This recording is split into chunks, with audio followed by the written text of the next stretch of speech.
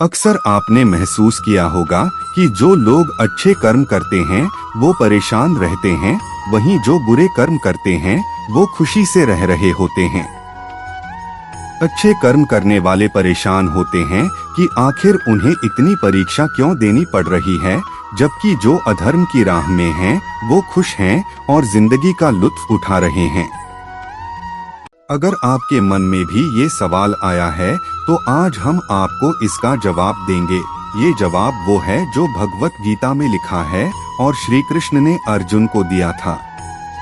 भगवत गीता में वर्णित कथा के अनुसार जब भी अर्जुन के मन में कोई दुविधा होती थी तो वो श्री कृष्ण के पास पहुंच जाते थे।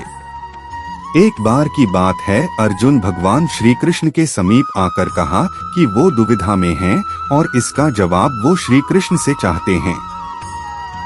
श्री कृष्ण ने पूछा कि क्या सवाल है। अर्जुन ने कहा, मुझे ये जानना है कि अच्छे लोगों के साथ हमेशा बुरा ही क्यों होता है, वहीं बुरे लोग खुशहाल दिखते हैं।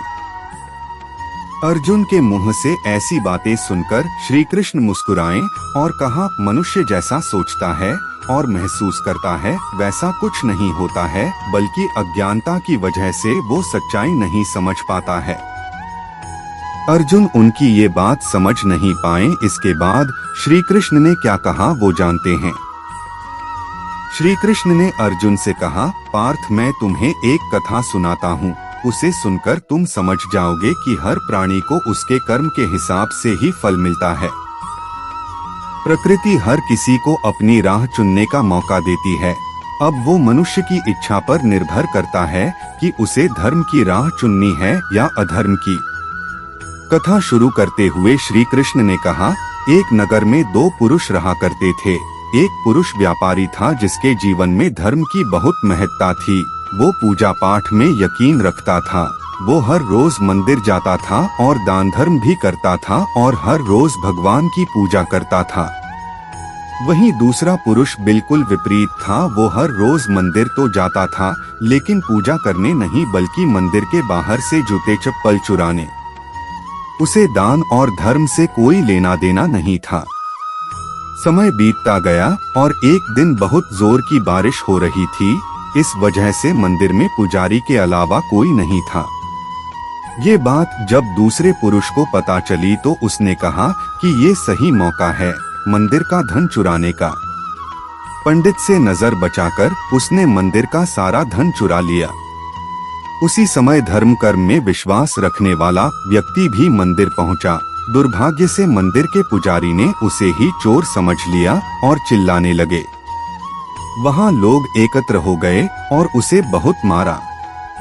किसी तरह वो बचते बचाते वहां से निकला तो दुर्भाग्य ने उसका साथ वहां भी नहीं छोड़ा। मंदिर के बाहर वो एक गाड़ी से टकरा गया और घायल हो गया। फिर वो व्यापारी लंगड़ाते हुए घर जाने लगा तो रास्ते में उसकी मुलाकात उस पुरुष से हुई जिसने मंदिर से धन चुराया था। उसने कहा, आज तो मेरी किस्मत चमक गई, एक साथ इतना सारा धन मिल गया। ये सब देखकर उसे बहुत बुरा लगा और उसने अपने घर से भगवान की सारी तस्वीरें निकाल दी। कुछ सालों बाद दोनों की पुरुषों की मृत्यु हो गई। मरने के बाद जब दोनों यमराज की सभा में पहुंचे और भले पुरुष ने दूसरे व्यक्ति को देखा तो उसे बहुत गुस्सा आया। उसने क्रोधित होकर यमराज से पूछ ही लिया, मैं तो हमेशा अच्छे कर्म करता था, दान में विश्वास रखता था, उसके बदले जीवन भर मुझे अपमान और दर्द ही मिला और इस व्यक्ति को नोटों से भरी पोटली। आखिर ऐसा भेदभाव क्यों?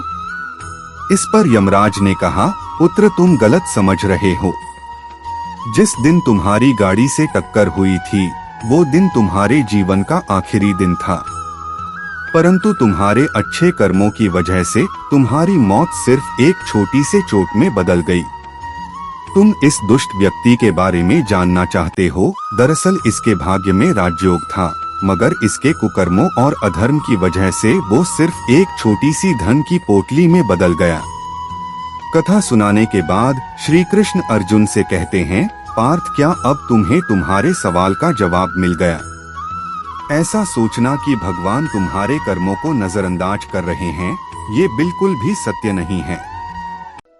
भगवान हमें कब क्या किस रूप में दे रहा है मनुष्य को समझ में नहीं आता है, मगर आप अच्छे कर्म करते रहें तो भगवान की कृपा हमेशा बनी रहती है। इसलिए अपने अच्छे कर्मों को बदलना नहीं चाहिए, क्योंकि उसका फल हमें इसी जीवन में मिलता है। इसलिए मनुष्य का फर्ज है कि वो हमेशा अच्छे कर्म करते रहें, क्योंकि श्री कृष्ण ने गीता में भी बताया है कि किसी के द्वारा किया गया कर्म बेकार नहीं जाता है, चाहे वो अच्छा हो या बुरा।